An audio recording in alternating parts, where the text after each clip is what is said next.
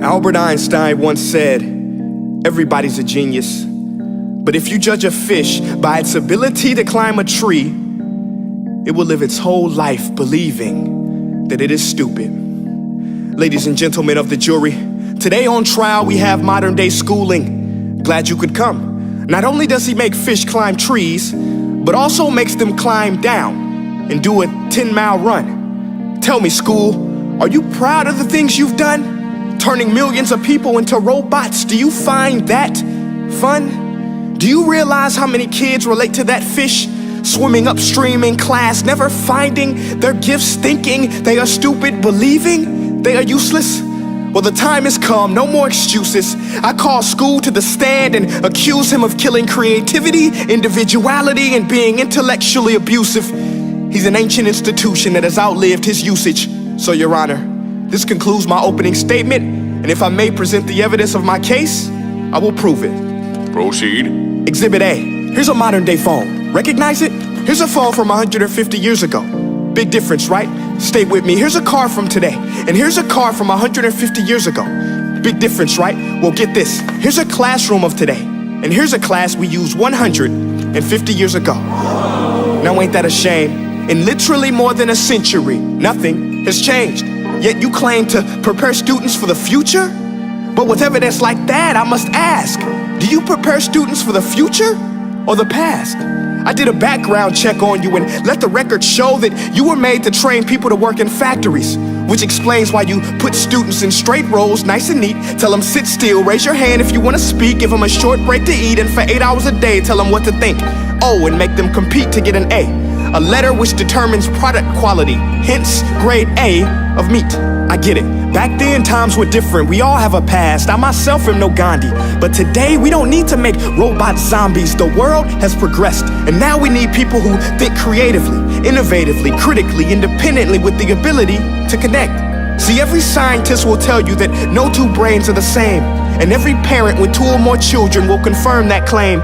So please explain why you treat students like cookie cutter frames or snapback hats, giving them this one-size-fits-all crap. Watch your language. Sorry, Your Honor, but if a doctor prescribed the exact same medicine to all of his patients, the results will be tragic. So many people would get sick, yet when it comes to school, this is exactly what happens, this educational malpractice, where one teacher stands in front of 20 kids, each one having different strengths, different needs, different gifts, different dreams, and you teach the same thing the same way? That's horrific. Ladies and gentlemen, the defendant should not be acquitted. This may be one of the worst criminal offenses ever to be committed. And let's mention the way you treat your employees. Objection. Overruled. I want to hear this. It's a shame. I mean, teachers have the most important job on the planet, yet they're underpaid? No wonder so many students are short-changed.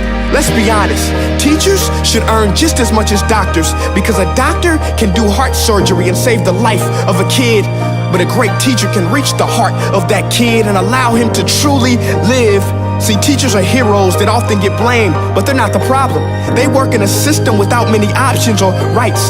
Curriculums are created by policymakers, most of which have never taught a day in their life. Just obsessed with standardized tests. They think bubbling in a multiple choice question will determine success. That's outlandish. In fact, these tests are too crude to be used and should be abandoned, but don't take my word for it. Take Frederick J. Kelly, the man who invented standardized testing, who said, and I quote, "These tests are too crude to be used and should be abandoned." Ladies and gentlemen of the jury, if we continue down this road, the results will be lethal. I don't have much faith in school, but I do have faith in people. And if we can customize healthcare, cars, and Facebook pages, then it is our duty to do the same for education, to upgrade it, change it, do away with school spirit, because that's useless. Unless we're working to bring the spirit out of each and every student, that should be our task. No more Common Core. Instead, let's reach the core of every heart in every class. Sure, math is important, but no more than art or dance. Let's give every gift an equal chance. I know this sounds like a dream, but countries like Finland are doing impressive things. They have shorter school days, teachers make a decent wage, homework is non-existent, and they focus on collaboration instead of competition. But here's the kicker, boys and girls. Their educational system outperforms every other country in the world. Other places like Singapore are succeeding rapidly. Schools like Montessori, programs like Khan Academy. There is no single solution, but let's get moving. Because while students may be 20% of our population, they are 100% of our future. So let's attend to their dreams, and there's no telling what we can achieve. This is a world in which I believe, a world where fish are no longer forced to climb trees. I'll rest my case.